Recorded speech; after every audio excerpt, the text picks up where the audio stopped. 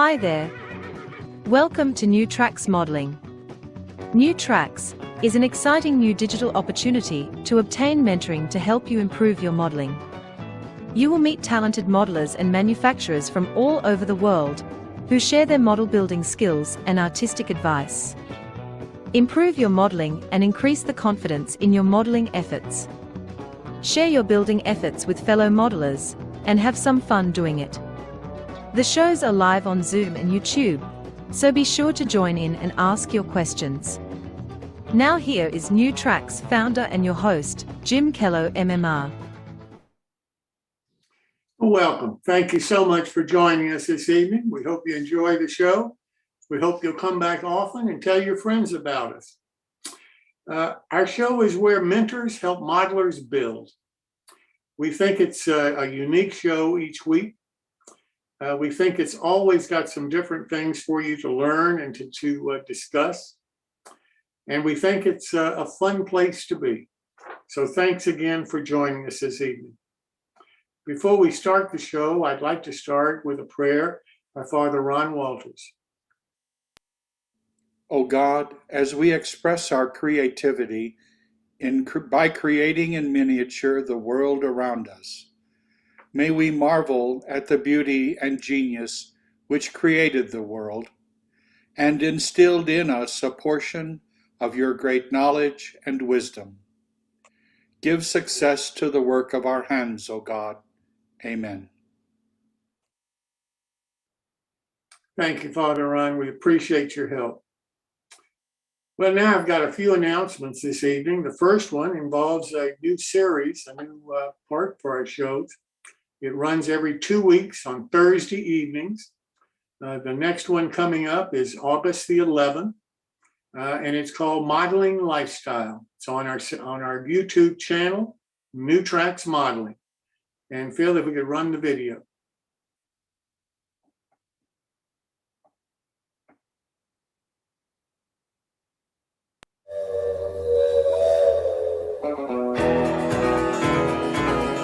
Join the modeling lifestyle at 7 p.m. Eastern Time on August 11th, where we will feature the modeling lifestyle of Tom Farrell. ON30 modeler Tom is creating a complete scratch-built layout.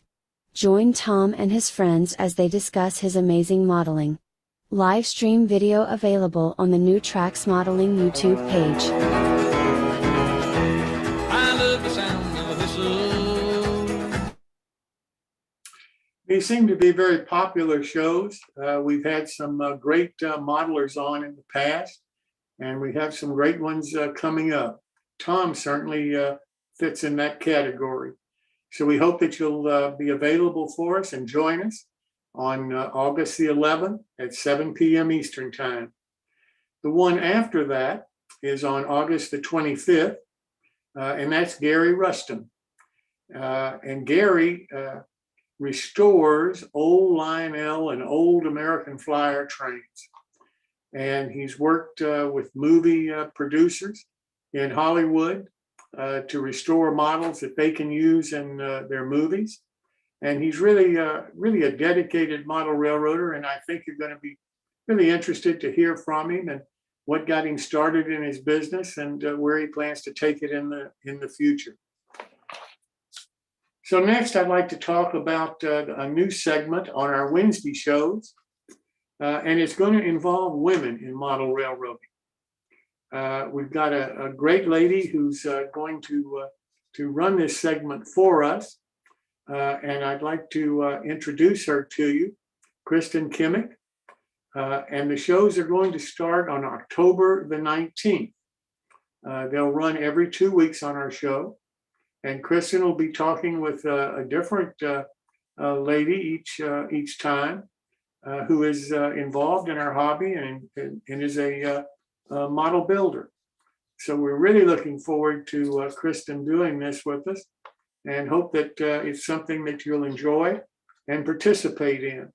So if you know of a lady who you feel should be included in the show and be on the segments with Kristin, please let us know. If you can contact me at jimkello@newtracksmodeling.com. and I can pass the information along to Kristin, or you can give me a telephone call, and you can get my number off of our website, newtracksmodeling.com. We also have a part of our show that we talk about each time, and that is our show is always in the need of help. We need volunteers in just about every category of putting on our shows you can think of. Whether it's producers of the show, like Phil is this evening, whether it's website development and management, whether it's the content of our website, whether it's a YouTube operation, whether it's just marketing and promotion of our series, whether it's editing of our videos, whether it's build-along modelers, whether it's segments that we have that you can participate in, whatever it goes on, it's all done by volunteers, and we always need volunteers. The more people that are watching the shows, the more things that we're being suggested that we should include in our shows, only means that we need more and more volunteers in order to be able to do that and to expand the shows that we're doing right now. We've recently reached a milestone on YouTube, having over 1,000 subscribers to our channel, and we're pleased about that. But at the same time, as more people are viewing the channel and getting involved with our shows, the more volunteers that we need in order to accommodate them. Not just on the Zoom show, but also on YouTube, because we need people on YouTube that can pass the information to us from the chat comments that are coming up on YouTube, so that they can get their answers live, the same as if they were with us on the YouTube channel. So if you have some spare time in any of those categories, we'd love to hear from you. Again, my email is jimkello@newtracksmodeling.com, and I'd love to talk to you about what your interest might be, and we'll try to get you involved in exactly what you'd like to be involved in. Next, I'd like to talk about our upcoming build-alongs. I hope that you'll pay attention to these, because the manufacturers and the modelers that are taking their time and effort to produce these for us and to be involved with our shows, we really need them supported, because I can't thank them enough for wanting to do this. The manufacturers are all giving discounts for these models to the modelers that are on the show and want to build one of these models. And the modeler who's building it on the show naturally gets a free model to build from the manufacturer, but then he has to go through the trouble of actually putting together the PowerPoint presentations to be able to show you exactly how he built the model on the show. And he's available to answer your questions and to help you along the way. So from that standpoint, he can be a crutch for people who may not have built models for a while, or may be concerned about spending some money for a model that they're not sure they can build. And if you are, that's why we called it a build-along, because we want somebody on the show to be able to help you if you happen to get into trouble. We've got great details on each one of these build-alongs that I'm going to mention on our website, newtracksmodeling.com. I just don't have the time tonight to go into all of those details. But if you'll go to our website, they're all there. We currently have going, Earl Hackett is doing a 3D CAD program, teaching people how to use 3D modeling and what's involved in the printing of the 3D model, and then putting together the actual model itself. And we have the card modeling of David Rarick and Father Ron Walters that you'll see tonight. And we have Daryl Jacobs with his kit from Interaction Hobbies. So those you know about, those are on the show tonight. But the ones that are coming up, starting August the 17th, is Seaport Model Works. And that's Bruce Nicholson is the owner. And he's going to be building one of his waterline kits of a 53-foot coastal steam passenger ferry. And he's going to be building it in HO. Then Apogee Locomotive Works is going to be starting August the 24th, building one of their kits, which is a 28-ton box cab. Both of those models are the first ones, the first ship model, the first locomotive model that we've done on the shows, and we hope you enjoy them and hope there's something that interests you.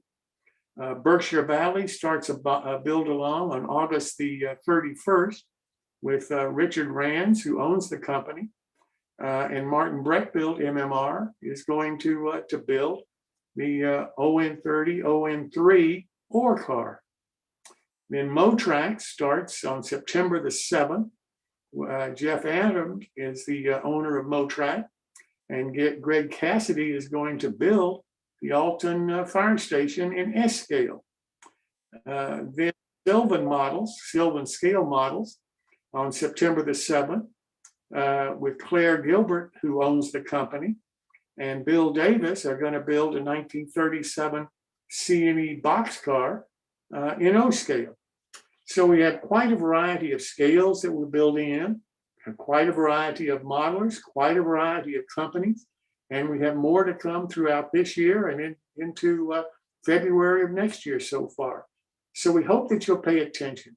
We know that you can learn a great deal from these build-alongs, both the skills and the techniques that are involved, and we know that it'll also help you build your own confidence in being able to build a model and see it to completion. So we hope that you'll pay a lot of attention to them and want to be involved and build along with the modelers on the show. Next, I'd like to talk about the My Builds that we do once a month. The one coming up is August the 17th. We have a sponsor for this segment, Dan and Amy Darby, who own this company, Railroad Resource Public, two of the magazines that I write for. Welcome to the world of scale, O and S railroading. We are your resource for all O and S scale modeling. Both our magazines are advertiser supported and free to read online, download as a PDF, or even print. All advertisers are hot linked to their website, so if you see something you like, just click.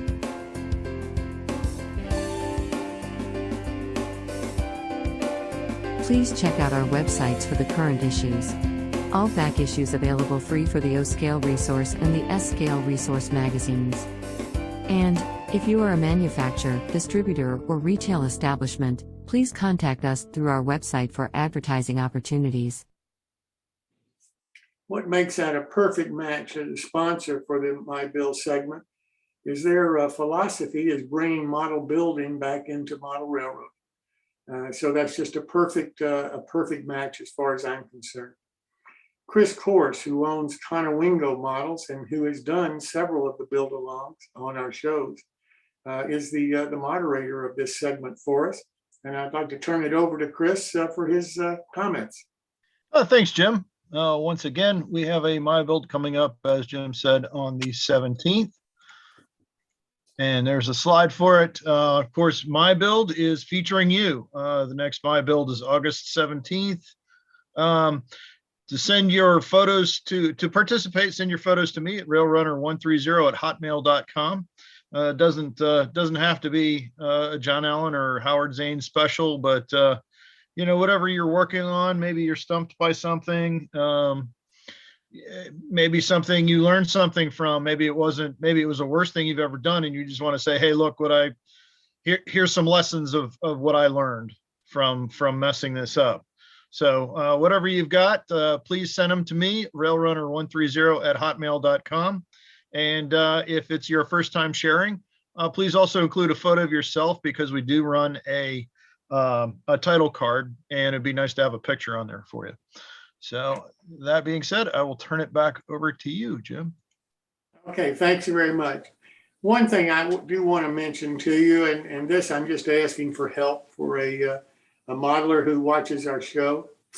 His name is Raymond Whitmer. He lives in Palmyra, Virginia, which is, I don't know, maybe 25, 35 miles from Charlottesville, Virginia.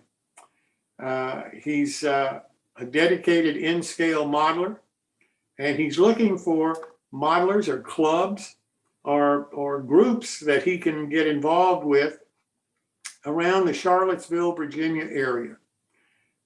So if anybody is interested in contacting him, if you'll let me know. Again, I have his email and I have his telephone number, and I'll be glad to put you in contact with him. But he has not so far himself been able to find people or organizations in the Charlottesville area that are interested in in-scale. We haven't been able to find a club that even has an in-scale layout in the area. But if you know of individuals or know of a club or an organization, even an informal group of people, maybe a module group, somewhere around the Charlottesville area, if you'll let me know, then I'll pass the information along to him so that he can find somebody to model in scale with. Palmyra is not a large community. I don't know exactly how many people it has. I believe last I saw it's around 200, something like that. So it's a small community, bedroom community kind of place outside of Charlottesville. But if you'll let me know, then I'll certainly pass the information along to him. Again, my email is jimkello@newtracksmodeling.com. All right, well, with that said, let's start the show for this evening. The first person that we have talking to us tonight is Gary Shurgold, MMR. And Gary talks about bits and pieces that you can use for Scratchbuilding. Gary, welcome. You're muted. I thank you very much. I'm going to do share screen here. Okay, today we're going to talk about bits and pieces, and the bits and pieces tonight is all about dental modeling material, or materials, sorry. And what we have here is these three molds. Not sharing yet. I'm not sharing, sorry.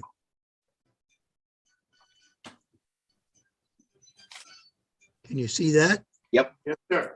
Sorry, it's a new process. I wanted to be able to, without going through the steps, get directly into it. I apologize. On the screen, you can see three molds. The top mold is a dental molding material, and it's called a alginite. The two blue molds on the bottom are a PVPU silicone. Now, I use these when I do very small castings. These molds that you're looking at are very flexible. They've lasted over 20 years. And sorry. Oh, where are we here? Just a moment, I'm having trouble. Okay, what I do is these are the castings that have come out of the molds. As you can see, there's a workbench here, and here a set of doors for a building, and over here is a scene with some cans and railroad paraphernalia. There's the workbenches that have been legs added to them, painted up, the different tools and that on the workbenches. And here's the scene with that larger object with all the railroad paraphernalia in the back of the building on my layout. There's another scene with the material. This is the actual area that is underneath the car, the vehicle, and added some cans, tires, etc. to fill in the scene. Now these molds were done, and then from them I ended up getting building sections, which can be put together and wall or roof and that added, etc. Now, what I use for mixing my dental plaster, that's what I use for these products because it's a high quality dental plaster. And this is a hygienic flex bowl. It's very flexible. And I mix my dental plaster in that. And I pour it into those molds you saw earlier. And the little section that's left in the bottom, I leave that and I let it get hard. When it comes out, it looks like this. So I take these and I put them in different spots in the layout. And this one here happens to be a coal pile. These two here are sawdust piles at the lumberyard. And that's my bits and pieces for tonight, Jim. That's fantastic. Let me ask you this. I assume that the plaster is not free. How expensive is it?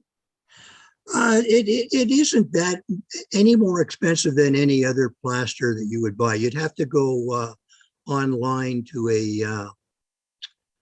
a company that sells dental material. I went online to look at the alginite, and you can get alginite from Amazon, places like that.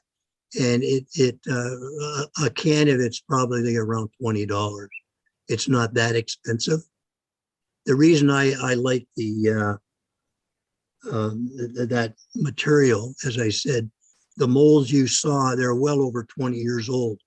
They're still usable and they're extremely flexible, which is kind of nice. And the detail that they produce is excellent because they're used in molding denture products. So they have to have good accuracy. Right. And the reason I use the dental plaster is just the quality of the plaster. Gotcha. Thank you so much. It's interesting stuff, particularly how long it lasts and how flexible it stays over that period of time. Yeah. Thank you. Thank you. Well, Zeke Fields, who owns a company in India called P-Line Company, makes large brass cars and models, was supposed to be with us this evening, but he can't be here. And so we're going to have to try to reschedule him at some future point. I'm sorry about that because I was really impressed when I saw some of his models and had an opportunity to discuss them a little bit back and forth via email. And I'm sorry that he couldn't be with us this evening. Well, next up is Phil Edholm to discuss the NMRA local clubs and divisions, the place where you can probably find a mentor that can work with you one-on-one. Phil, welcome. Jim, thank you.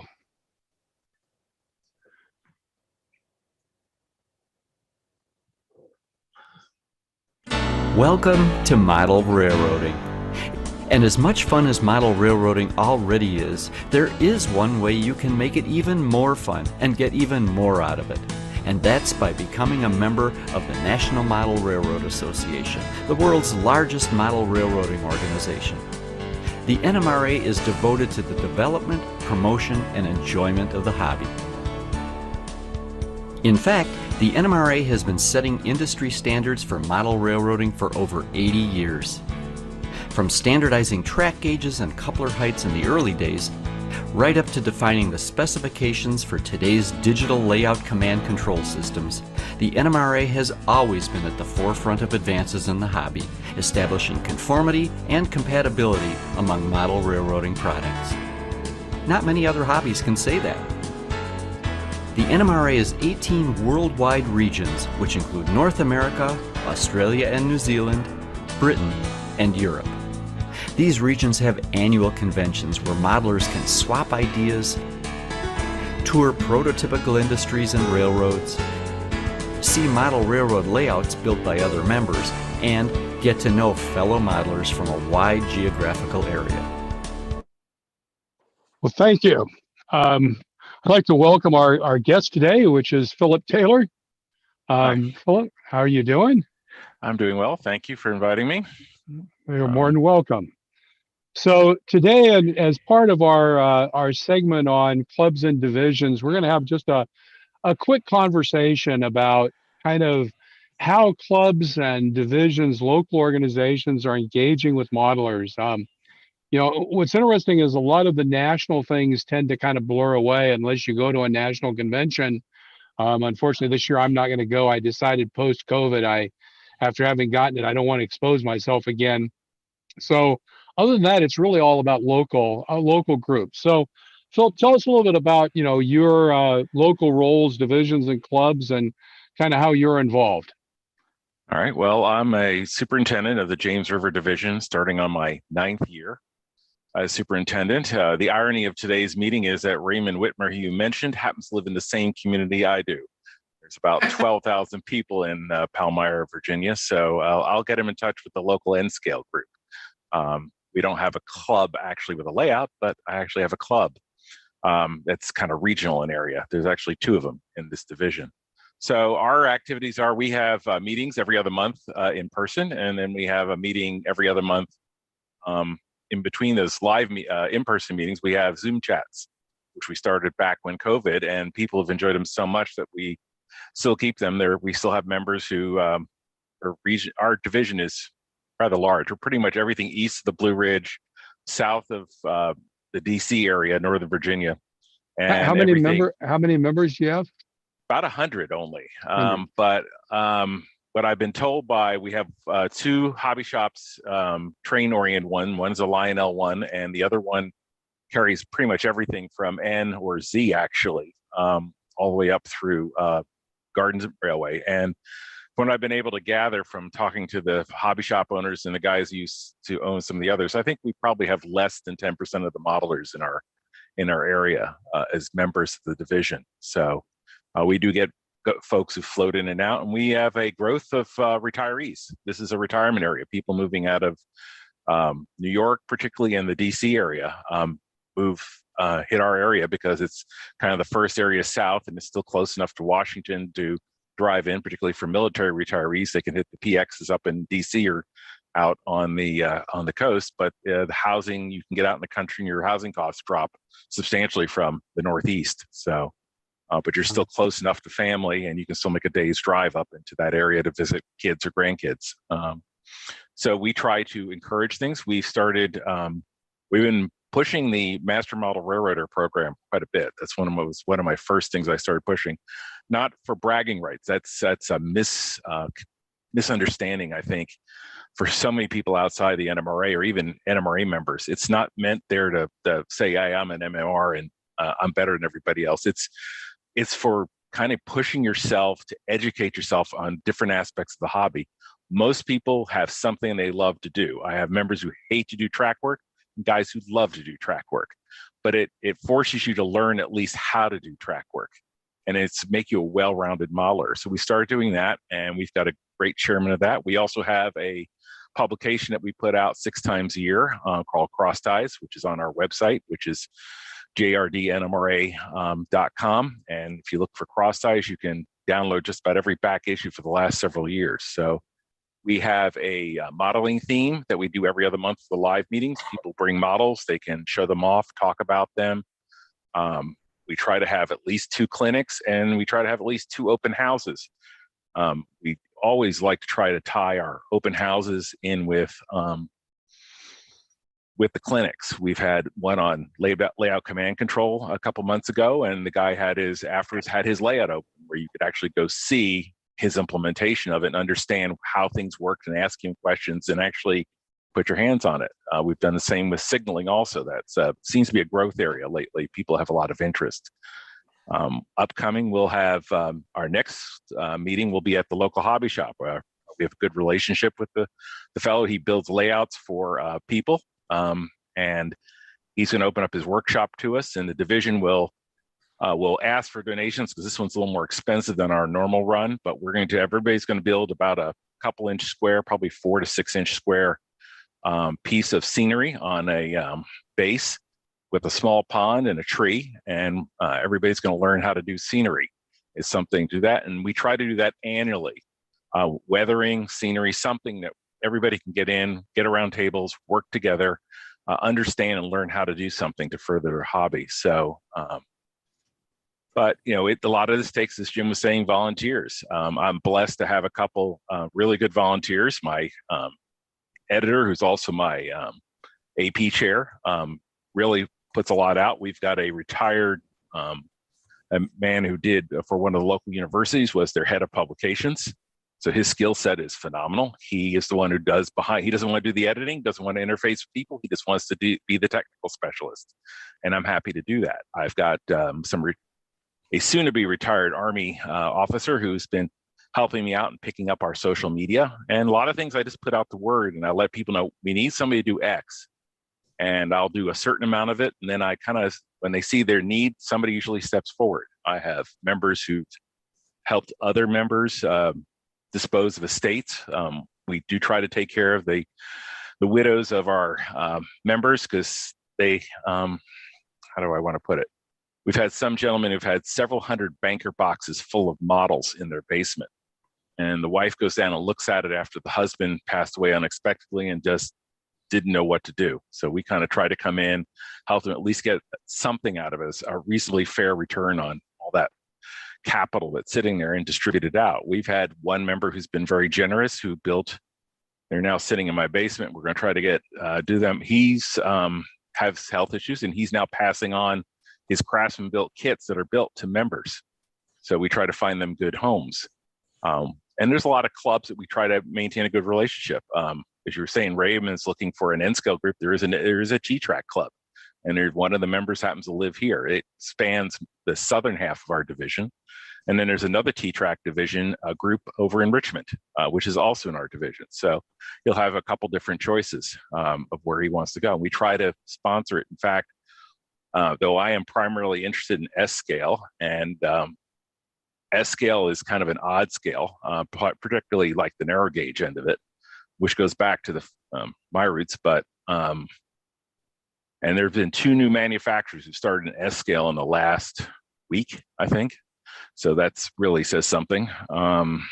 But we try to get things others. We've had an ON30 modular group, and that kind of went for a while and kind of phased out as some of the members passed on who were involved. And now we've got an HON3 group that was starting just as COVID hit, and that the hobby shop owner who's been kind of coordinating all that has told me that people are interested in starting that up again. So we'll try to support that, get that going. Try to, all scales are good. It's, each scale has its blessings and its curses, so to speak, benefits and things that, will help. O scale is been I was in that for quite a while. I really do like the heft and the size, but getting ready to moved into what I call my retirement home, and I hopefully retire in about 4 or 5 years. I'm hoping that we can, the layout will come. Just had the basement worked on a little bit, and I think it's almost ready to start work on it. So I think I've been calling pretty straight. What else, Phil, do you want me to talk about? So I guess the question is, so you once a year, you kind of do a hands-on activity at a clinic. Are there other things you do that are hands-on, and kind of what other things do you see as ways to kind of encourage that personal contact and mentoring, where you do have, I like the idea of having a clinic followed by a visit to the clinician's layout to see how they use that skill on their layout. That's actually a great idea. But are there other ways you kind of encourage people to make those contacts? We've had discussion sessions. We had recently did what we called a joint build project. The division bought and gave to members we were able to, at a good price, come in a large cache of undecorated AccuRail boxcars. And we encourage members, COVID did put some real wrinkles in trying to get this project off the ground. But it did allow everybody to kind of build it. Most of the members did actually build what they were given. The division gave them the kit. I've had them, one was turned into a tool car with a boom kind of like the old Ma and Pa X2, I think it is. Somebody else made a camp car out of it. Other guys have made grain cars, and people then share, and two of the members actually brought slides and talked about how they built it and why they made their choice. And then that inspired others who hadn't built to go on and then work on it. So we try different things. We are talking about changing up our meetings a little bit. We've been pretty much 2 clinics and 2 tours for a couple of years now, and we're thinking of the discussion is ongoing. No decision's been made because I like to listen to what the members have to say and get feedback. We may go to 1 longer clinic and 1 shorter one, and then have a show and tell time afterwards, or a share time, kind of like they do at some of the RPM meets. It's not originally my idea. That was suggested by Eric Hansman of the who does a lot of the RPM coordination and also does his own Resin Car Works type of has that page for Resin Car Works. So, but it's an idea. Do you do contests at those formal contests, or how does those managed? Up to now, we've had everybody bring those who bring their cars. They put them out for a popular vote, and the award goes to whoever gets the popular vote. We have found that by tying the voting to the door prizes, you can't pick up a free door prize if you don't look at the models and then decide which one you like the most. That tends to have encouraged some. We have had a falling off lately of participation in that, and so that's one of the reasons we're trying now to come up with a new way of approaching that to get more people back involved. We had a lot of participation at first, and it's kind of slowed down. Some of that may just be COVID, some of it may be people's reluctance. Some of our modelers that were more active aren't as active as they used to be in modeling for various health reasons. So like AP evaluations typically then don't happen at those events. They're just more of a show and tell and popular vote versus having the kind of real AP evaluations and AP level points and that kind of things. We have the AP stuff usually is done after the meet. We invite members to stand around and watch and learn from the AP evaluation. We've had talks about how the AP evaluation is done. We did have a clinic on that where somebody took a model apart and talked about. We had one of our MMRs who's now not as active as he used to be, had a Lionel. He was all tin plate, and he actually there is an NMRA spec for tin plate as far as what you have to meet to become meet the MMR criteria for the various AP things, and he went through it. But we try to encourage people to do that more afterwards instead of doing it in the middle of the meeting, because it's a little hard for people to get that close with that delicate, many cases, of a model to get the visual they need to understand. So we tend to ask people to do that, like 1 or 2 people. I think it's kind of interesting, by taking an active decision to keep the contest kind of and that away from AP evaluations.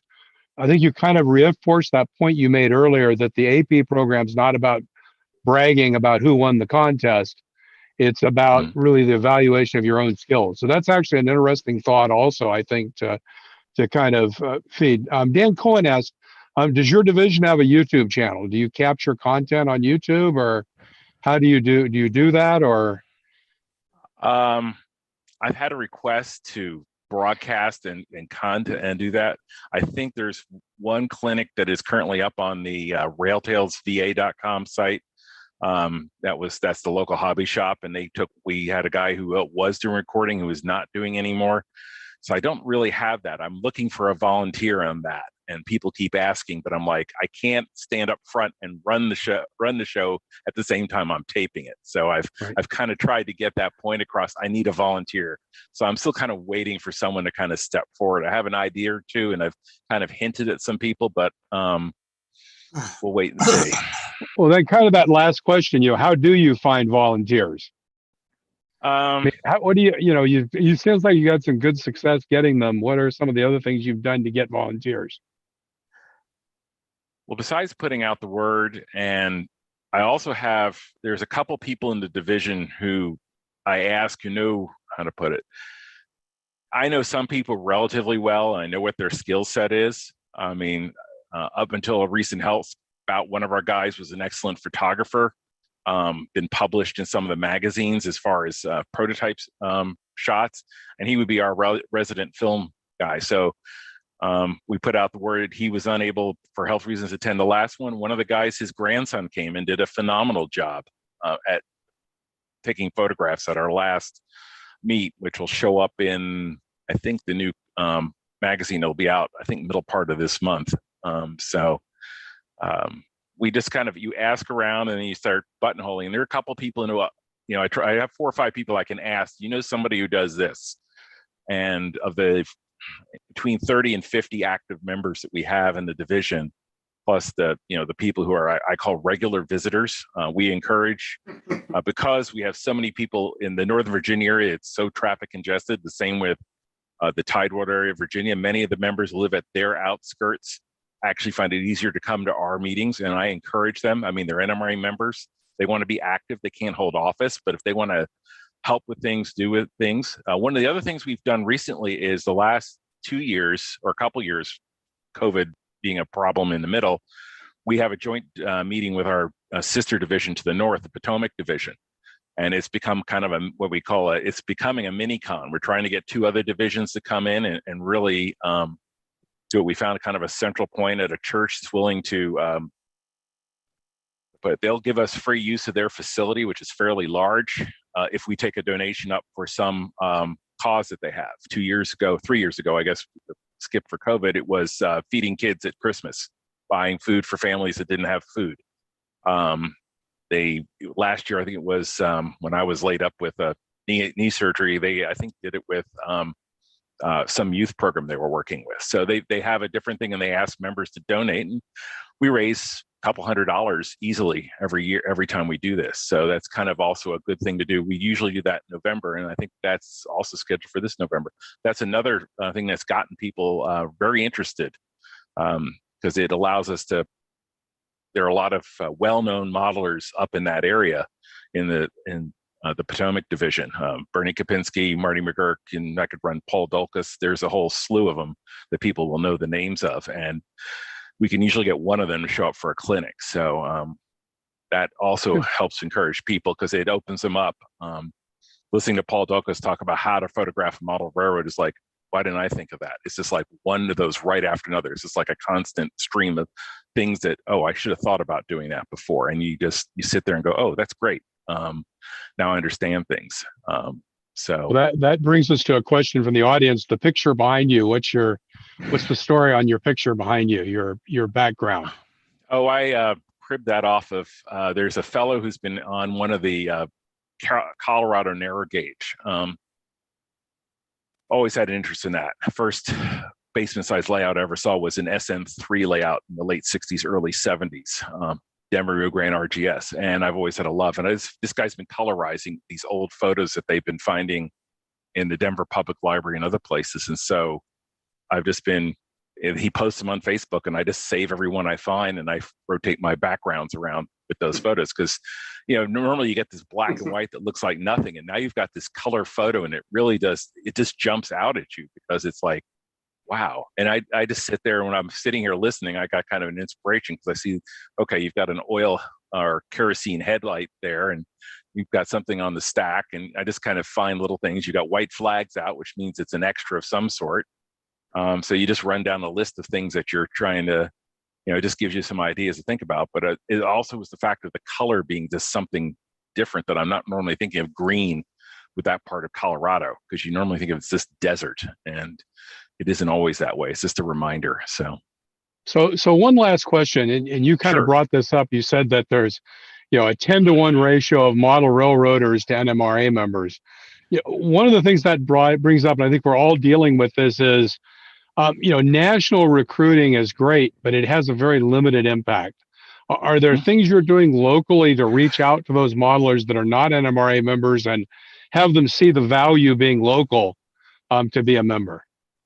I think as people are coming out of their shell, I've got one fellow who's now working with National on doing more of the social media. We started a Facebook page. We had hoped to start a YouTube broadcast, but we haven't yet.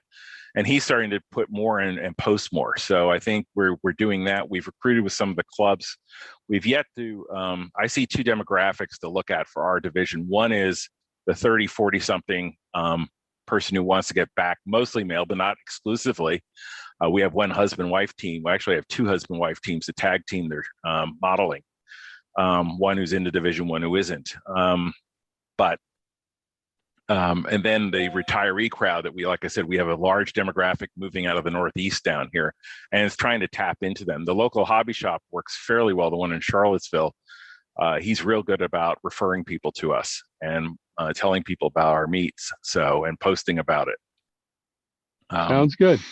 So that's how we kind of get the word out. We're still looking for the magic bullet, and there isn't one. I think it's just going to be hard work. So absolutely. Well, Phillip, wanted to take a moment and really thank you for taking the time and talking to us. It's great because every time we have one of these, there's an idea that comes up. Sometimes things that people do, they don't really think about. And I think the idea of, like you said, about the separating the contest from the AP, to just make it clear that it's not about I did better than you. It's really about honing your own skills. I think that was a great idea. So anyway, thank you very much. Really appreciate the time, and look forward to having further conversations with other folks about NMRA and local divisions and clubs. So thanks again. Thank you. Bye-bye. Back to you, Jim. Well, listen, thank you so much for coming tonight and being with Phil on his segment. I was really impressed with the club that you mentioned in Charlottesville. I talked to the manager, Nathan, today at Rail Tales in Charlottesville, and he couldn't have been nicer. I mean, it's I've invited his owner, I think Brett Jones is the owner, to be on our show in the future, because I'm really interested in trying to promote the local hobby shops, as we are trying to promote the local clubs and NMRA divisions. And for you all in the division to be working as close as you seem to be with that club in Charlottesville, I think that's really good news, both for the division and for that hobby shop. And good luck with Raymond. I hope you can help him get involved with more in-scale modelers up there in that Charlottesville area. I know one who's in the same neighborhood as he probably lives in, so we'll get him hooked up. So thank you for having me, Jim. Oh, listen, thank you so much. I hope you come back again. Well, now let's turn to our first build along this evening with David Rarick. 2 weeks ago, David started out his build with the first lesson, and this is the second lesson on his build along of the service station designed by Paul Rarick. So, David, welcome. Thank you, Jim. Tonight we're going to start section 2. If I can get my act together here, and we're going to share my screen and put up my part 2. Does everybody see this? No. No. All right. Surprise, surprise. Well, it doesn't surprise me. So I never seen click on share screen and just pick the upper left icon. Upper left. Well, I got to go back to my other screen. Okay. This one here. And click on it and then click share. There you go. Does that work now? Every time I do this, it seems to work differently. I doubt I'll ever actually learn it, but okay, I'm going to try to enlarge this so everybody can see it better. Is that visible? Yes, sir. Okay. All right. This will be part 2 of the service station card model design, and continuing on the build from 2 weeks ago. The first thing I do here is cut out the interior walls from the design prints and laminate them onto a piece of 1mm chipboard. You could use cereal box card, but I generally just buy plain sheet from Blick Artist Supplies. I prefer dealing with something that isn't already pre-printed. Now, these are from the inside wall prints. These are actually an additional print that I made, which is the front gable where it goes over the pumps. And this is the ceiling here. And I printed them on cardstock because I wanted some additional strength on it. You could just use the additional copy that you made on label, sticky label paper, but I printed them again on cardstock.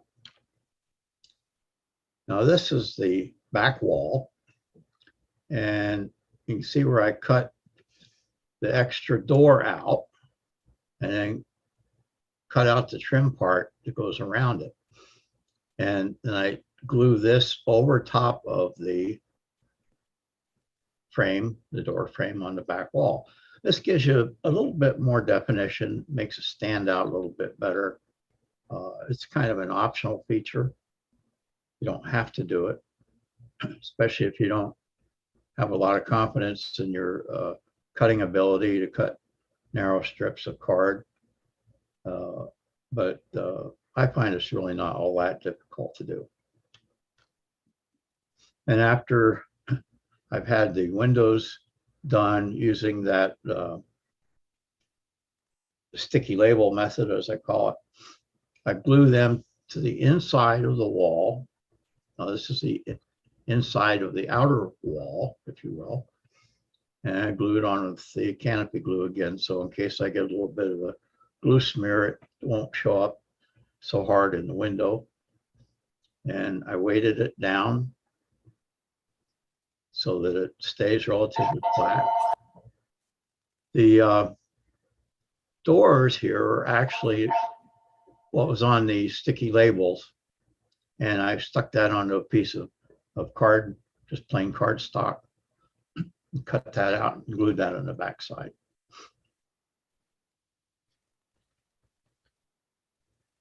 These trim pieces are on the drawings, cut out around them where it would show a little bit of a recess, including this bottom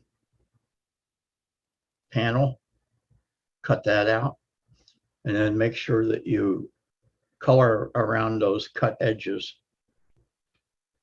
with a marker or colored pencil or something in that nature, because you don't want to be able to see the white edge of the card. That will show up very starkly if you don't color them.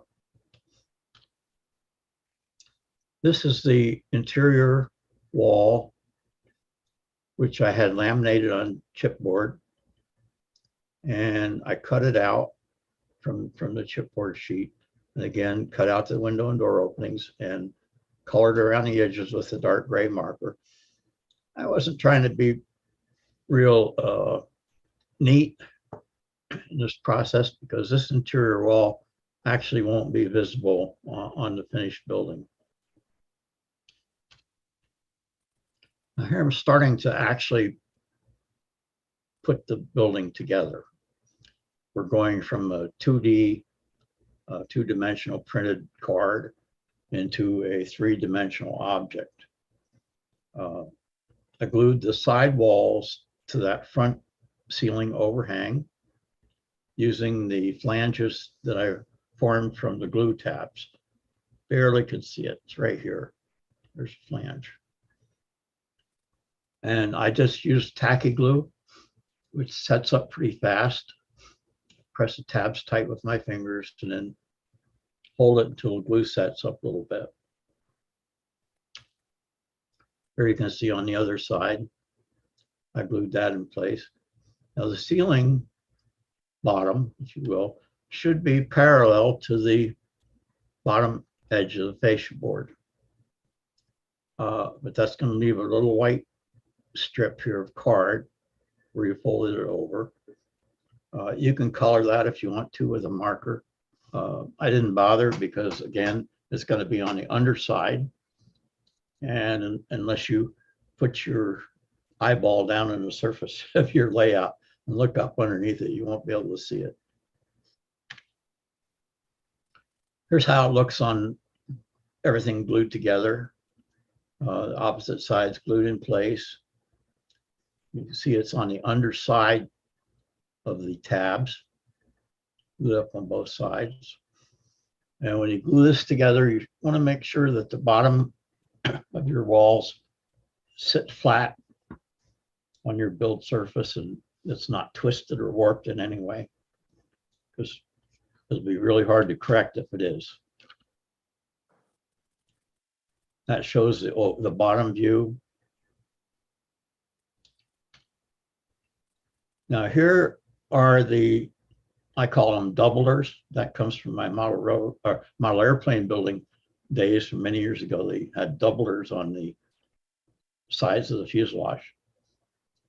These are just the printed design glued onto that chipboard. You're going to have to do some trimming on them to get them to fit on the inside of the walls. Here I've clamped it, put tacky glue on it in the back, and glued it and clamped it to the inside of the sidewall. You don't want it to extend above the sidewall or beyond the back edge of that ceiling piece. There's the opposite. I've glued in place as well. You can see I'm clamping everything. Can't have too many of these little gems. They really work good.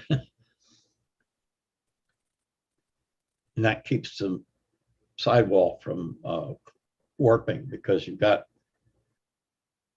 like a PVA glue or whatever has water in it, and that will cause your card to warp. So you have to keep it clamped or weighted. Here's the ceiling, which was glued to that chipboard sheet, doubler sheet. Again, it's going to have to be trimmed to fit between the side walls. There you can see where I have it clamped, glued and clamped in place on the top of the ceiling, in between those sidewall doublers. And I also made a doubler for the front gable portion of this overhang and glued that against the front on the inside. Again, it has to be trimmed to fit inside the glue tabs, so you can still bend the glue tabs over at a 90 and clamp them and allow the glue to set. At this point, I usually just set it aside for a while and go do something else. Here I'm starting to assemble the front wall to the side wall. You want to be sure that it's vertical and that the front edge of the front wall is lined up with the front of the sidewall. That makes sense, right? Because I'm gluing this to just the wall itself, the wall print, I end up with just one layer of cardstock showing at the joint, which will make it much easier to add a trim strip on that corner to the outside if we're concerned about the appearance of it. Actually, if you can color it the same as your wall, it won't really be noticeable at all. Now here's glued on the opposite side wall. The glue tab, which is this dark strip here, that's actually the glue tab. You might have to trim that back a little bit so that it doesn't extend out into the clear portion of their window, because you don't really want that to show. Now this is the front half of that interior wall. I cut it right at the back edge of the wainscoting right here, and then trimmed it so it would fit behind the front wall and lined up the window opening with the outside window. I used tacky glue again for this glue. I did the same thing on the opposite side wall. I glued a doubler in place, clamped both sides with the clamps. And don't forget to use some chipboard padding underneath your clamp faces here, because if you don't, you're going to put indentations on the outside surface of your building and it won't look very good because it would show up. Now I'm taking the interior office wall that had previously been cut out and reinforced, fitted up against the back edge of those doublers, and apply some tacky glue to the glue tabs. Press the wall tight against the side doublers and press the glue tabs against the sides. And then hold it until it sets up a little bit. If you have a burnishing tool, like I showed way back in the tool section, that comes in handy for pressing that glue tab down securely. Again, you want to make sure that the bottom edges of the walls are level and even, so it sits flat. Here you can see so far where we are. You can see the back portion of the sidewalls are not reinforced.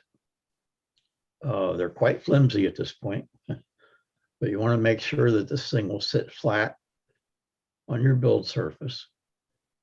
And where you do have the reinforced walls, like out here, if any of them are cupped or warped, which is possible from your laminating, you just want to straighten them out using finger pressure. Just try to make them straight. Again, they don't have to be perfect, but it'll make assembly easier. Take that, take that back wall and line it up with the back edge of your side walls. Put the glue on your glue tab and press it against there. And these are some kind of hair clips that women use when they used to put their hair up in rollers. I find them, they don't have much pressure, but they're really good for holding stuff in place until the glue sets. And the opposite side, same thing. This is a glue tab, it's glued in, pressed firmly down till the glue sets. At this point, it's going to be really flimsy because on this side, all I have is this little strip of cardstock above the door. It won't have any strength to it at all. Here I've taken the inside doubler from the restroom side, glued that right against the inside of that sidewall. And then I weight it down with whatever kind of heavy weights you might happen to have. Here I've taken the opposite inner doubler, inner wall, and trim it so that it fits between that inside office wall and the back wall. And I glued the door to the inside of that so that we get the full thickness of the doubler plus the sidewall in the opening, which gives it a little bit of a definition. And this door might look a little strange, but what I did is I took a second copy that's on the print and I just cut out around the edge of the windows, the whole piece, and then just glued that over the back of the acetate from that garage door. Makes it a little bit stiffer. Won't work quite so easily that way. And then on this side, instead of weighting it down, I use clamps it down so that I could see the alignment of the door in the opening to make sure that it's lined up properly. And then just clamp it down and put those pads under your clamps again. And then set it aside until it dries. At this point, this is what the structure should look like. Here you can see that the inside looks pretty good. I mean, it's not what I would call super detailed. But again, I don't think it has to be because it's not a contest model or anything like that. But I do intend to add some lighting to it. And with what lighting, you'll be able to see through the windows and you'll be able to see whatever's on the inside. And if you want to add, fixtures, tools, maybe a workbench or some chairs or table or something like that, or perhaps a desk up here in the office part, now would be the time to do it. You can put it in position, glue it fast to the floor, glue it fast to the wall. And then when you're ready to do the final assembly, it'll be there waiting for you. Now here you can see the inset on the garage door I was looking for. I wanted to make this look as though the wall had some thickness to it and that the garage door was sitting in the tracking behind it there. If you don't want the door closed, just cut some off the top, move it up in the opening and glue it fast. And then you've got a door that's partially open, or you can just leave the door off completely and then you've got your door open. Okay, any questions as I went along here? It's pretty self-explanatory. This concludes the second part of the build. So until we come back again in 2 weeks, we'll start up with actually gluing this to the base, adding our lighting on the interior, putting the posts here in the corners and making the roof and installing it. So we'll see you in 2 weeks. Jim, back to you. David, let me ask you a question before you get away. Anything particular that a modeler needs to really watch out for or pay particular attention to in this second phase build? Just the alignment, like on those corners. If they're off, if you don't get them perpendicular or plumb with the side walls, or they're skewed a little bit, it'll throw the whole building off. And once the glue sets, there's not much you can do about it except start it over again. So you gotta really watch your alignment. Thanks so much, David. Really appreciate it. You're welcome, Jim. Well, now let's turn to another build along by a different modeler, Daryl Jacobs, who is the owner of the company, Interaction Hobbies, who makes this kit. And I think you're going to really enjoy it. The first section that Daryl did, really, I thought was fascinating. And I learned some things that I hadn't thought about before because of the way that he built the model in the first section. So Daryl, welcome back. Hi guys, and thanks Jim, and I'm glad you're easily amused by me, so that's great.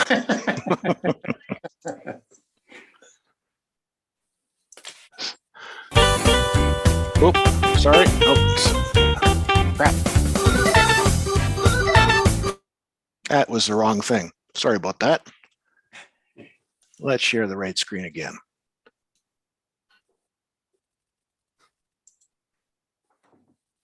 And share that. And bring this up. There we go. That's better, isn't it? Hope the sounds woke you up. So this is chapter 3 for the build along of Keegers Garage and Repair. Tonight we're going to be talking about the foundation, garage windows, and the transom above it. Assembling the walls, fixing potential problems, and I'm going to say I deliberately put some problems into it to help to see what we can fix, and dealing with corner trim, and then a little bit about interior details and interior walls. So the foundation on this kit is two pieces.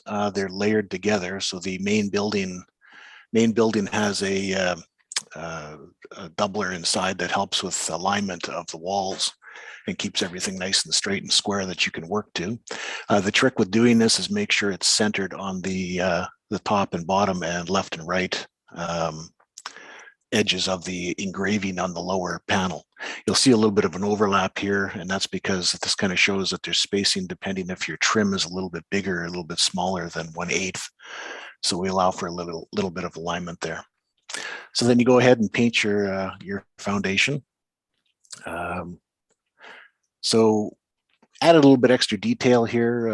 You're not going to see very much, but if you want to, you can go in and engrave some lines in the floor. What this will do is it allows you to put a little bit of texture in the building that you might see through a door or a window opening. I went ahead and painted this and then dry brushed it with some dark brown and light brown. The garage windows are kind of a different type. These get layered together, much like you saw in the last episode of all the other windows.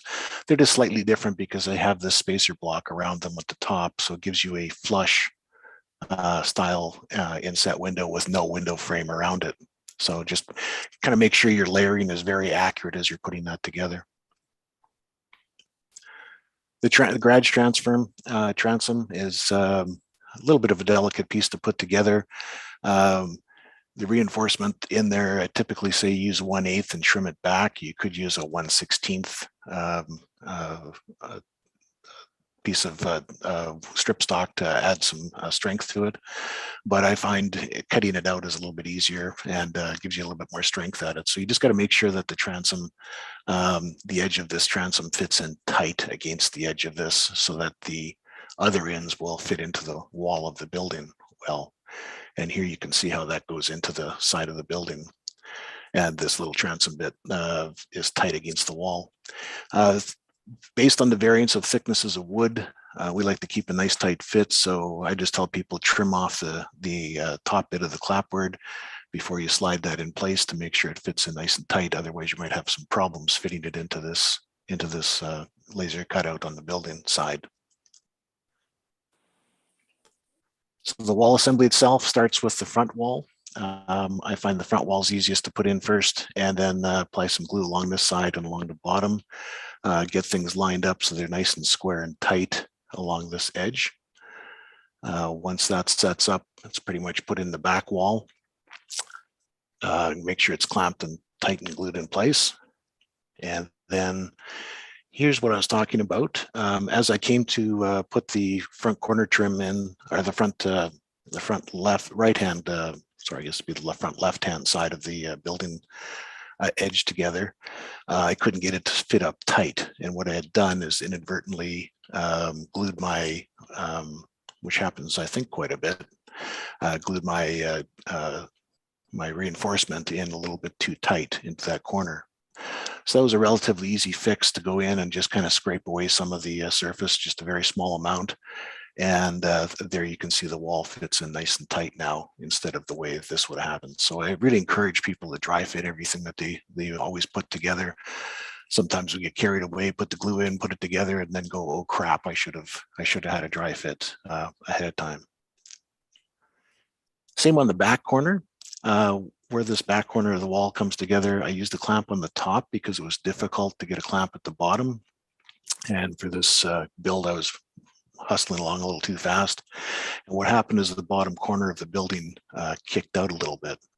So where this is nice to not put your trim in, like I said in the last episode, during the assembly of the walls themselves, wait until you assemble the building. So what I did here is, this is the only piece that'll be shown in the center here.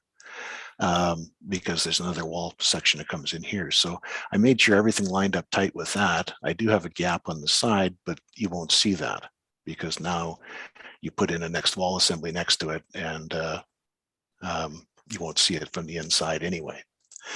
So carrying on, gluing the rest of the walls around, pretty straightforward. I also mentioned in the top corner here where these corner trims line up, or sorry, the corners of the walls line up. Make sure you have them fairly square at the top and bottom. And then I usually just apply a little bit extra glue in the top just to make sure you reinforce that corner. So when everything sets up, it's sitting nice and tight. And again, here you see this misalignment that I put in deliberately. This is again showing that if you had done this with the corner trim ahead of time, it would have been really showing how bad that alignment was out on the bottom of it. But by putting the trim in afterwards, you can adjust and sand a little bit and make sure everything fits tight. And it kind of fixes your mix-ups along the way. So for tight-fitting corner trim, what I like to do is chase back the one corner of the trim so that if there's any little bit of glue squeeze out or something left in the corner, your trim nestles down nice and tight, because that's probably where the likelihood of having something that's not going to fit a tight corner is going to happen. So just trim away a little bit of that one edge of the wood that's not going to be shown, put some glue down that center strip and stuff it back in place. Trimming the trim. So as you guys probably know, I really like those little Tamiya nippers because of that low cutting edge there. It does a pretty nice job of not having any squeezing of the wood as you're trimming it. Good way to do this is you can line your cutter up on the slope of the roof and then nip off your tip of the trim at the correct angle. So now that you got the building together, you can decide if you're going to put a interior in it or not. We include a basic interior in the front office area of it, just to give you a sense that you can see through the windows. The back end of the office could be a small residence or office area in the back, and the garage, you could decide what you want to do inside of that as well. So what we include in it is the idea of just giving some simple visuals. A lot of our kits, we put full interior details and 3D printed parts. This particular kit allows you to get a similar sense of what's going on, because there's small windows, but because if it's lit, you're going to see what's going on inside. So just to give it a sense of livelihood and something going on in it, you take the graphic, cut it out, glue it onto the laser cut interior wall. And then again, simple visuals. We supply some graphics that can help you add some window blocking in there so you can see what's going on and kind of give a sense that it's an automotive shop. If you wanted to make this a confectionery, you could have it with confectionery cakes and things inside as well. So they're just paper graphics. There's some doubled up laser cut pieces that build the plinths that everything sits on. Glue those graphics on top and add a few little parts. Here I've also taken a few scraps of things that I had kicking around. These were the ovals that were from the foundation cutout, and just some aluminum tubing that I had kicking around. So once you put them inside the building, you just glue those corner pieces, those corner plinths in place, like up against tight. And from the outside, you get a pretty convincing sense of livelihood and life going on inside the building. So you don't have to add a lot, but just add a little bit. Instead of just a flat picture, it really does help bring depth to the and life to the building. So then the interior wall, we set the wall so that it could be up to an inch to an inch and a half back. Here you can see I'm pushing the placement back to about an inch and a half, but because of the slope of the roof, then you need to make sure your roof gets cut off at the trimmed at the right level so that your roof fits on better. And make sure it's flush to the top of the roof, because that also helps support your roof and keeps it from warping after assembly as well. There's a small notch that I recommend if you are going to put the lighting kit in. Just put a small notch in there so that you can pass your wiring and your LED strip that we'll be talking about in the next chapter through that. And then you put the walls together. So that's rather quick. That's the wrap up for chapter 3 of trying to make a convincing interior and a realistic interior on the building. So I hope you guys learned a couple of things from this. And if you've got any questions, I'm happy to hear from you. So.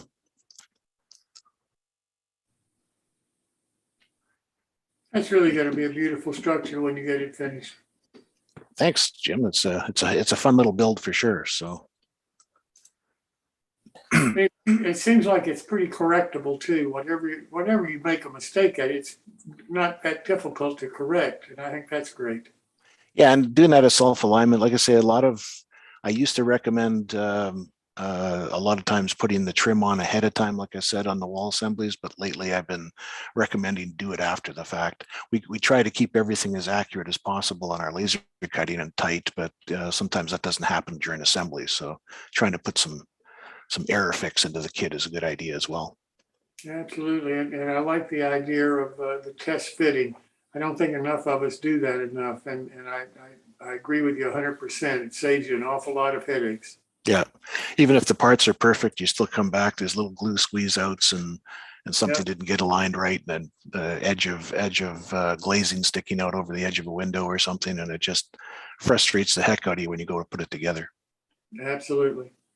Well, Daryl, thank you so much. I really appreciate it. Look forward to seeing you next week. Great. Okay. Thanks a lot. Thank you. Well, now we have an announcement of a new build along that's going to start pretty soon. This one is going to be Claire Gilbert, who owns Sylvan Scale Models, and Bill Davis is going to build it.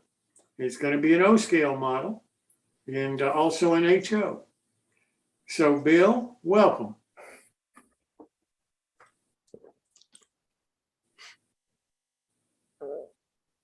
Is Bill not here tonight?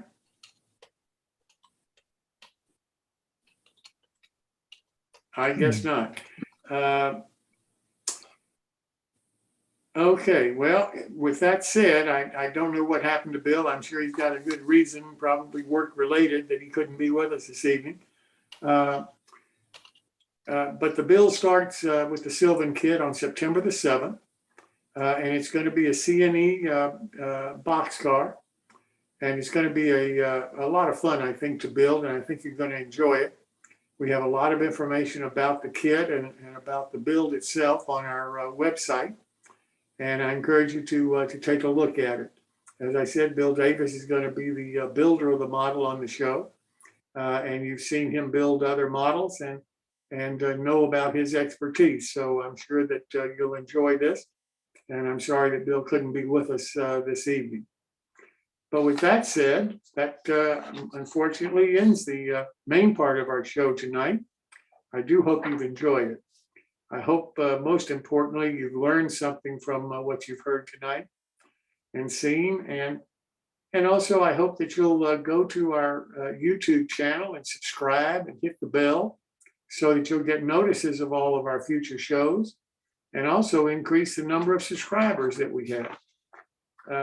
Also, I hope that you'll go to our website and subscribe to it, newtracksmodeling.com, so that you can also keep up with what Jim Allen and his group are doing with our website and what they're adding and new information that we're providing there. So with that said, thank you so much again for being here this evening, and look forward to seeing you next week. And now we will go to our after show. Unfortunately, Clark Cooney, MMR, is still fishing. So you're stuck with me for the after show again. So I will ask if there's anyone new that hasn't been on our show before that would like to say something. And we'd love to hear from you. And if there's not anyone new, then anybody old that would like to make a statement, we welcome that too. So with that said, I'll open the show up to new people and old people.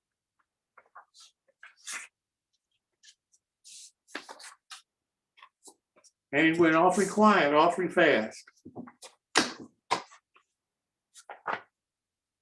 Well, I would have to say I'm not necessarily old, but haven't been here for a while. Yes, you have. How you doing, Ed? I'm doing fairly well. This is the first time in a long time since I've actually gotten here basically at the beginning. So I actually saw the whole thing, even though my computer is not very happy with me right now for some reason, but I'm here. Well, welcome. I'm glad you are. And glad your job is going well for you.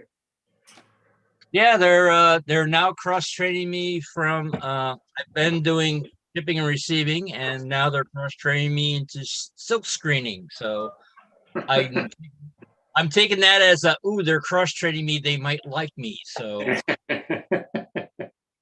That's great. That's great. You ever finished that bridge? Which one? The covered bridge that you were working on? The one that Rick and Maureen make? The Hunter Line model.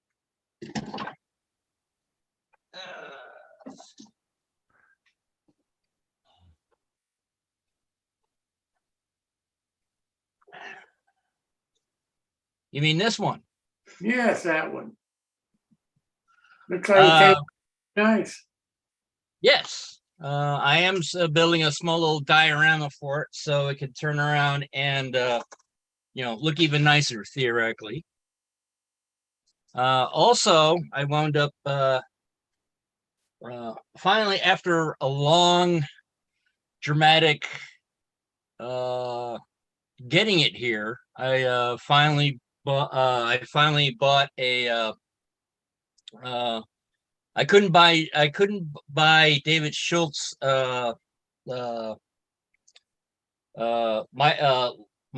lathe, but I bought one, and it took about a month to get it, because first what had happened is when I put the order initially in, my bank turned around and said, hey, this is I'm not really spending much, and all of a sudden there's this big huge ticket item and all that. They're like, hey, wait a minute, and so that delayed it.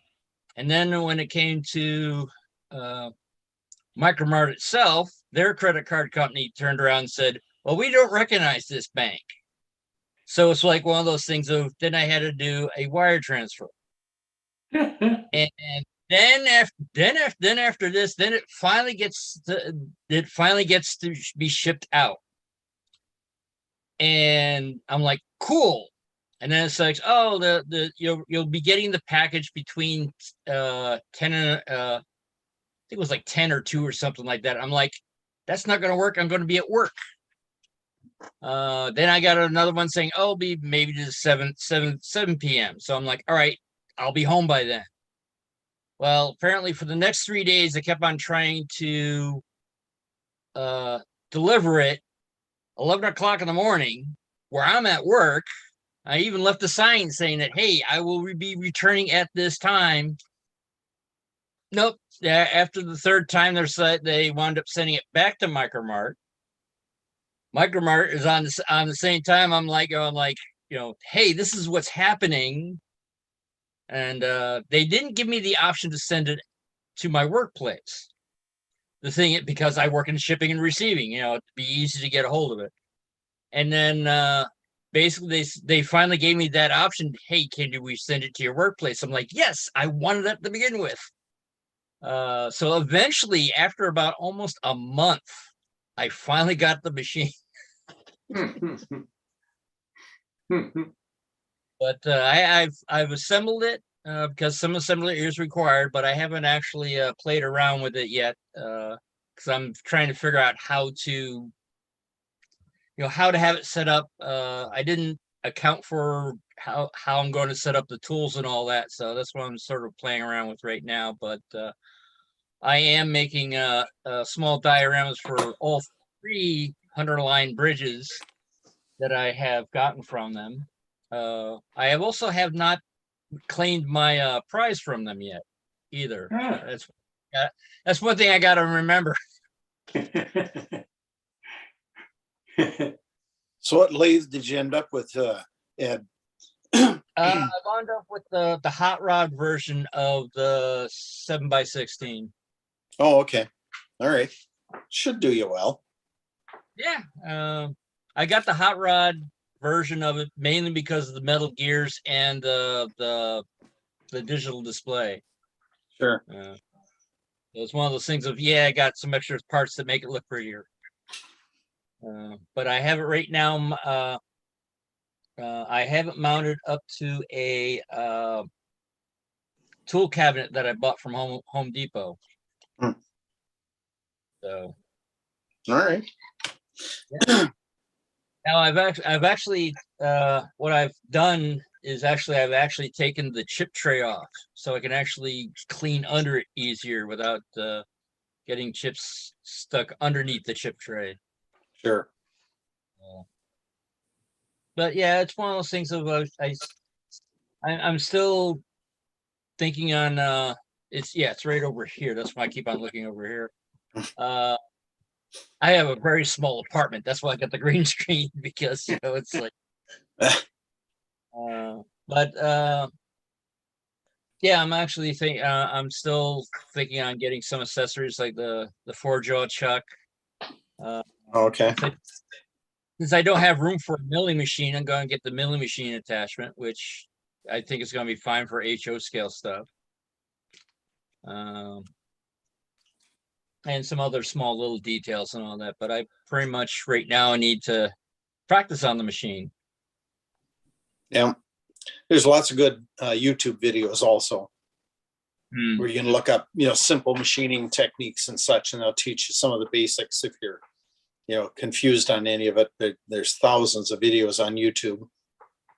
Yeah. So just type in the machine you've got and, want to know the basics, and they'll show you some of that stuff. And that'll help a lot.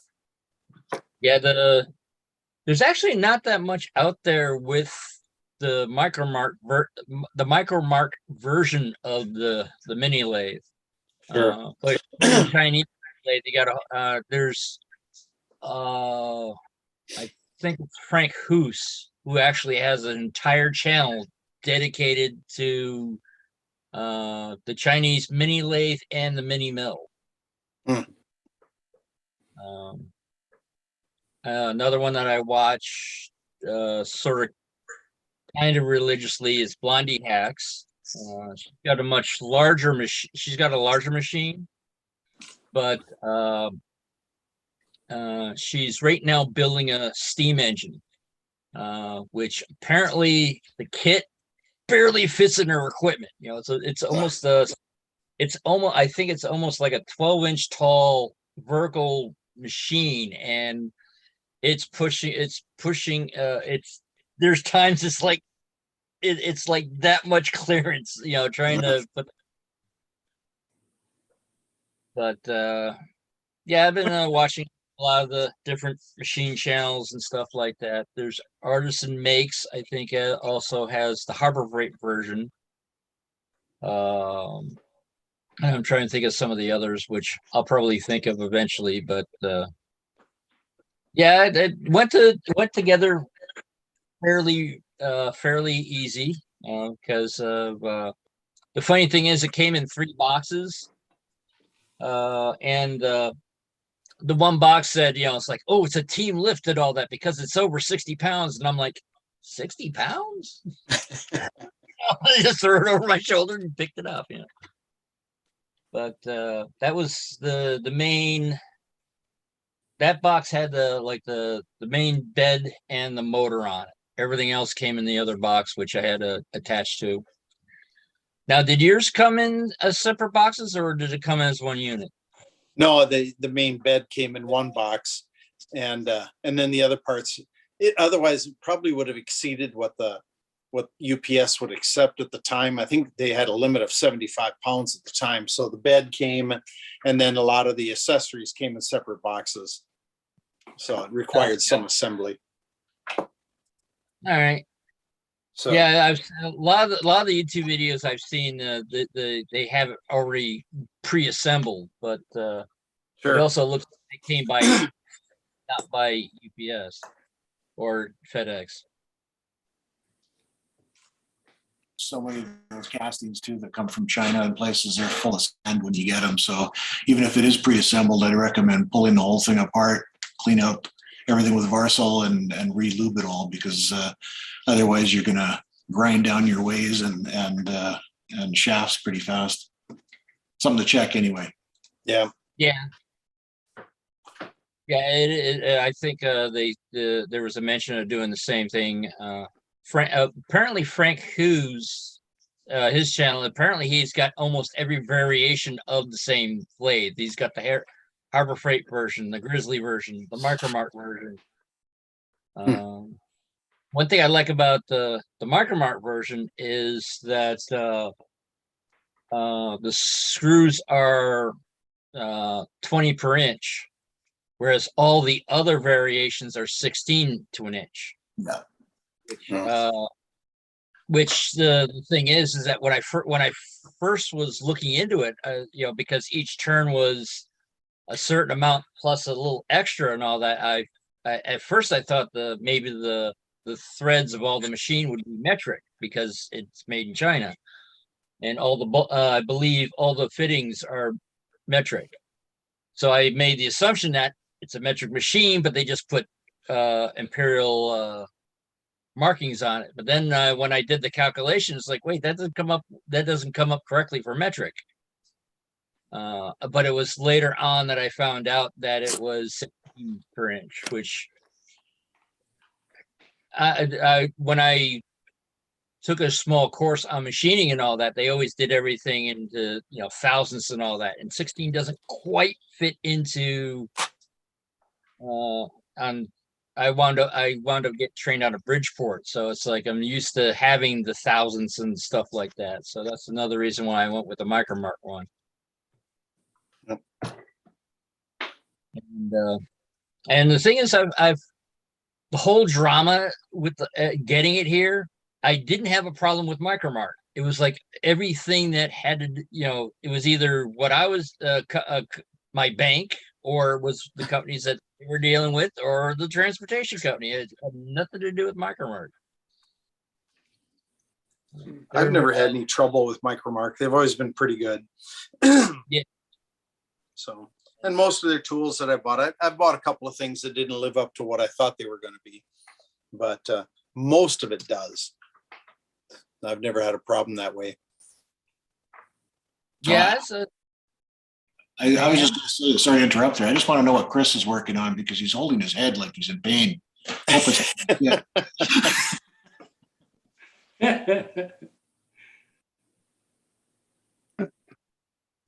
He's not going to tell us, is he? Not sweet. Yeah. Oh, he's showing it. Oh, yeah. I'm working on fixing up the tank car. I put out back in January. I think, Ed, you might have a couple of them, don't you? The 25 footers, yes. Yep. Not the newer one. I decided to upgrade it. So this is going to be, it's going to have some nice little tie rods and stuff on it. So I think it's a little more, a couple 3D printed parts on it as well. So. Have you finished the barge yet? No, as a matter of fact, I got in very interesting story. I got into the Army Corps of Engineers website, went into their history and dug it out. I actually found it, and it's actually called a debris boat, and it had a front end loader on it. And this particular one, in fact, I even matched up the number. The number on it is BD5 for Baltimore Division number 5. So apparently the Baltimore Division of the U.S. Army Corps of Engineers has a number of boats, and this particular one, it was built in 1968, taken out of service in 1988, I think it was. But the pictures that are of it on the internet are from the Air Florida crash, when the Air Florida airplane crash landed in the Potomac with de-ice problems. Yeah. And so it's got its little spot in history, but it's just amazing. And I've contacted the Corps of Engineers to say, hey, what information can you provide? And I'm surprised because they don't really know a heck of a lot, but yet you can put together quite a bit. It's actually 30 feet long. The model that I did is 31 feet. So I'm going to take it. Yeah. I think the height is about right. It had a 220 horsepower General Motors engine in it, diesel, which matches up with what this thing has, or with the one I have pictures of. But it's pretty neat. Now I'm going to see if I can get Dylan to build a front end loader for it, because part of bringing a debris barge or a debris boat was that it had essentially a front end loader piece on it where it could go in. I assume it was mainly for picking up wooden debris and rivers and things like that. I think that was the purpose of it. And it just so happened that they ended up using it for the Air Florida crash because of its unique capabilities. There was another one, I think it was BD4 or BD6 was an exact replica of it, but then whichever either the 4 or the 6 was a little bit different. But it's been a neat little search. In fact, I'm surprised that usually about once a day I get an email from somebody at the U.S. Army Corps of Engineers saying, hey, we found this on it. And I didn't get any today, but it's pretty interesting. So they're actually I think that the historians at the Air Corps of Engineers are actually pretty interested in it themselves, because they don't know. Apparently the records on it are not, there's pretty much non-existent. There's some pictures. There's in fact, how I found out about the horsepower and all that was I guess there's a report that they do annually, and they had one from 1976 that listed it. So the Corps custom made this themselves? This is an in-house kind of throw together? That's what we're trying to figure out now, because that Geneseo or whatever it was in Missouri, that had actually closed before this thing was built, but it resembles boats that were built there. So the question is how is it that they went from those boats to producing these boats? So I'm thinking that it was probably built in Philadelphia. Somebody probably knew about the design and knew what the Baltimore division wanted to do. They're looking for debris boats. So, okay, what do you can't take a pontoon boat out there and a net and go scooping stuff out of the river with that. So I think they figured out that this was lighter than a regular push boat, but it was enough to do what they wanted it to do. So it was good for picking up. Going to be an unusual model for a flat car. Yeah. The flat car is sitting right here. I haven't put the deck on it yet. Yeah. But you can see it there. I've got to make sure that the ends are a little bit too long, but I've got to make sure that it's going to fit around some curves, because it is pretty big. Is that ON30, Chris? No, it's HO. HO. Yeah. Hey, Chris, you mentioned Philadelphia. I see you're just about an hour and a half from Philadelphia. Yep. So do you ever go to Wanamaker's? Macy's? At Christmas time, we went there once. Oh, okay. That's cool. Yep. In fact, Comcast actually has a better display. Oh. Well, we were going to have that guy, the head organist there, come out here to do a concert, but he caught COVID at the last minute, so he didn't make it out here. Yeah, you got to be careful with going into cities anymore. My gosh, I was looking at the crime rates. Oh yeah. I'm kind of, it's funny where we are. You're either like Baltimore oriented or you're Philly oriented. I'm more Philly oriented. And I actually work in Delaware. So I go into Wilmington, and it's got quite a reputation for being a bad town. Anytime we go to concerts up there, it's really too bad that the crime rate is so high, because it's really convenient. I mean, I can be in my car in like 5 minutes, headed down I-95, and be home in like less than an hour out of Wilmington. But you leave a concert venue, and there are cops everywhere, because they don't want anything to happen. Because it's like, if there's a headline out there about how somebody went to a concert at the Grand, and they got killed on the way home, that would be horrible for the Grand. Yeah. What a world. Yeah, in fact, one of my coworkers was driving home from work one day, saw some dude get shot in the street, and was like, "What in the world?"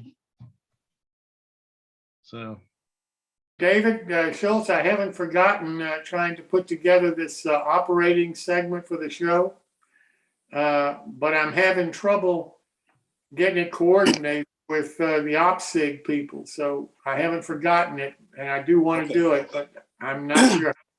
I'm just not sure how to put it together now, to tell you the truth. Sure. That's not a problem. Yeah, it's amazing. I mean, it seems like a lot of people have different ideas about what operation is and what the show should be. And frankly, the more I talk about it to people, the more confused I get about really where this is going, and who's really going to be involved in it, because I'm not sure the OPSIG does right now. Maybe I'm wrong, but that's the sense I get. I think the challenges in operations there's definitely a range of people doing operations, from basic switching to incredibly pedantic ways of running large railroads. And I think it depends a lot on where you are there. Yeah. I have to run, but I'm going to give you just a little quick intro here. I'm going to send me that corrected slide for Kristin if you get a chance. I will. I need to use that. Thank you. Anyway, this is you guys can see this. This is actually a building. I had a stand in on a pier. This is the Standard Oil pier in Monterey. This is actually the building. I wanted to show it to you. This is actually, and I'll use the other camera in a moment. It's actually all 3D printed, all the framing. The roof is printed as a bunch of pieces and glued together, and you can see it actually follows pretty well framing techniques. Let me switch my camera here, and you can see it in a little more detail. So if you look at it here, you can actually see, all the individual pieces there in the roof, and this is a solid piece. And then if you look inside the building, it's not really easy to see from here, but there's actually 3 layers of the wall. There's the framing, there's the cross pieces on the inside that actually do the framing triangulation. And then if you can barely see them, but there's actually another layer that's actually the furring strips that the siding goes to, that go horizontally. So vertical studs, angled cross pieces, and then actually the pieces on the wall. So when you look at it up close, you can actually see a gap. You kind of see it there between the studs and the aluminum siding.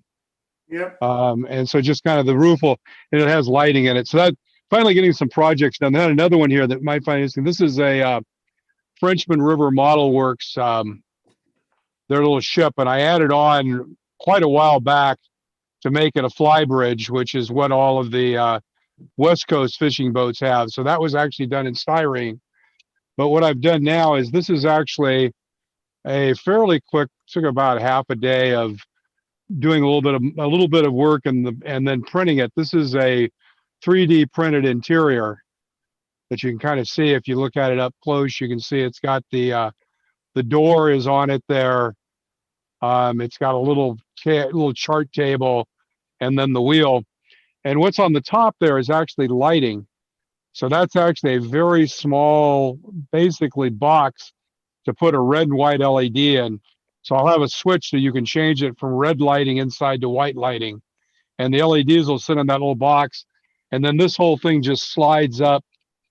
It just slides up in and it'll glue in before this is installed after it's painted. That's my next step is I got to paint this. So should have that whole scene will be done over the next couple of weeks. That'll be a neat Everything model. looks great. What's the rest of the boat look like? It's a fishing boat. It's basically, somebody with my camera back. It's probably about 35 feet in O scale. So, it's about 7-8 inches long. Yeah. And it's a waterline resin piece. Oh, actually, it's right here. I didn't realize it was here. So yeah, actually, this is what it'll look like when it goes together. This goes on the top because it turns out all the boats in Monterey had, and then the interior is set up inside of it when you get it done. So yeah, that'd be neat. Yeah, and it sits next to the fuel pier. So the fuel pier has this building on it and has a pier with all the tanks and all the hosing, and the boat will be sitting like it's getting. It turns out when the boats came to the fuel pier, they'd tie up when they had their parties. So all the families of all the fishermen and friends would go out on the boat for a party, and they would tie up at the fuel pier and take pictures of the boat with everybody on it. So I have all these great pictures of boats at the fuel pier with lots of people on them. So good historical record. Nobody takes a picture of anything of just interest. They take pictures when there's a family celebration and you get the historical stuff in the background. That's neat. So looks great, Phil. That'd be something really different to see on a model railroad, Phil. No question about it. Yeah, and I should be, hopefully I'll get pretty much done with some stuff for the My Build next week, but then definitely for the next one. Well, I found a new car that I'm going to build. In 1947, there was a motor company called Playboy in Buffalo, New York. And the magazine is named after that company. The company went out of business in, I think, 51, something like that. It made a total of 97 Playboy two-seat sports cars.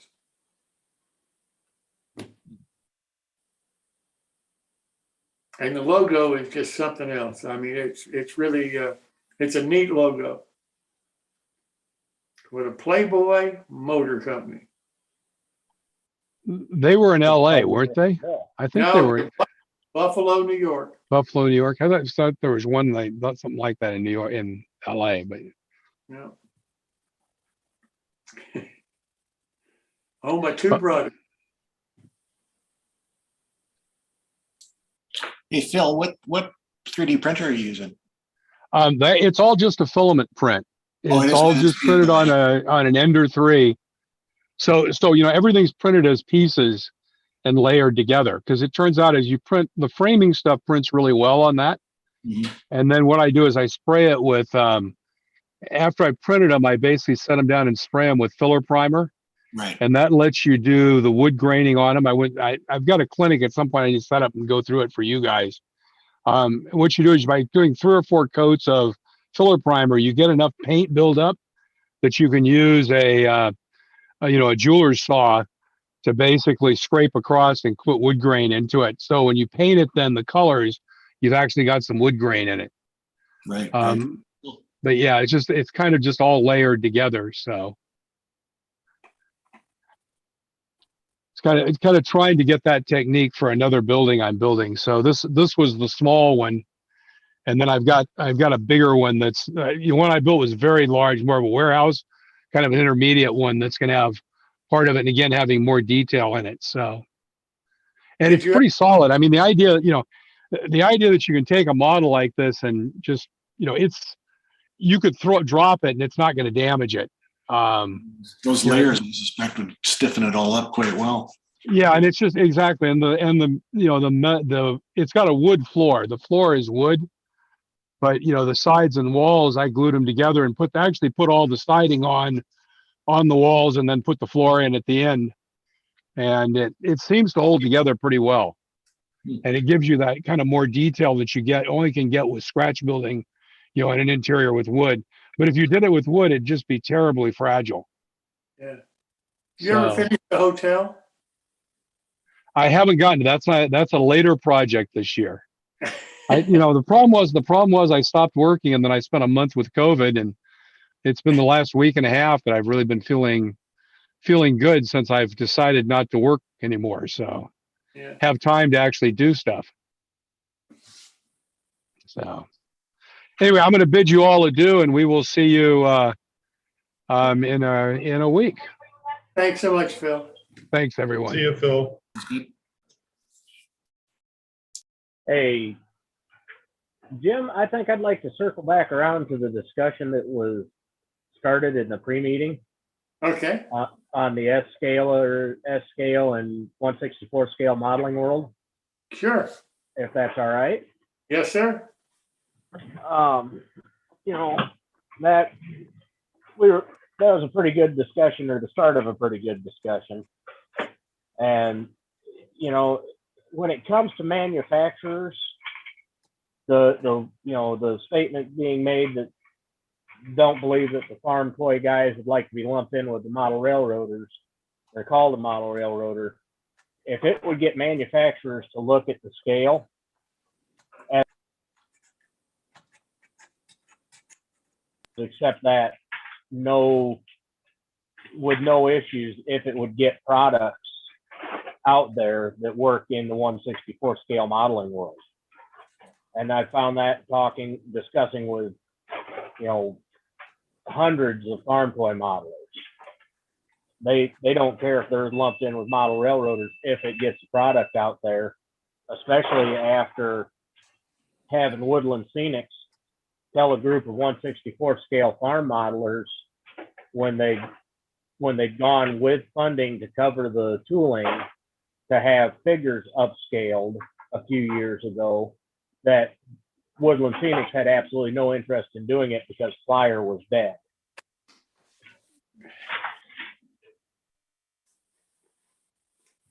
I agree with you. That's exactly the kind of thing that I'm hearing. And I'm hearing it from the farm modelers. I do not hear it from model railroaders. Yeah, it's, the 1/64 scale and farm modeling and model railroading as a whole is neglected. I mean, you look at it's getting a little bit better with 3D printing and whatnot, but if you look at the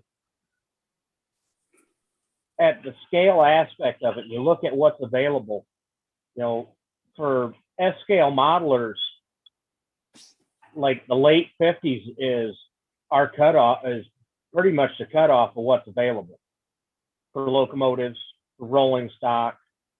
If you're lucky, you get into the early to mid 60s.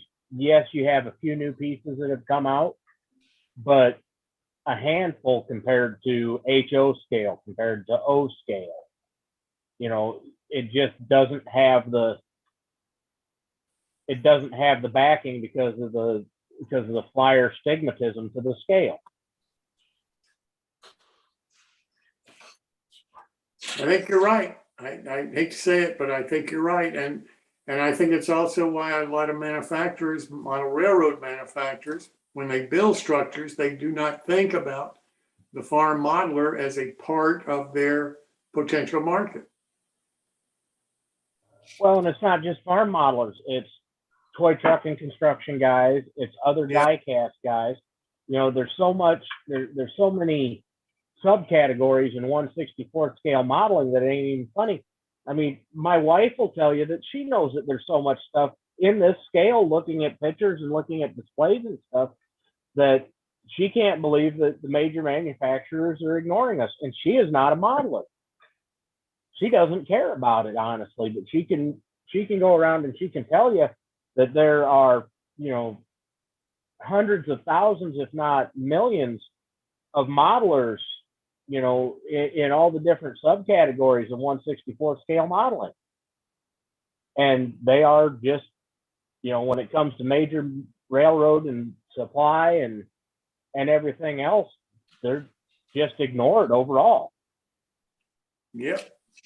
Well, I You think know, I part would bet that probably among the S-scale modelers, I would bet, Jim can correct me if I'm wrong, I would think you would have a higher percentage of scratch builders in that scale, just because they didn't have a lot of stuff available, so that's what they had to do.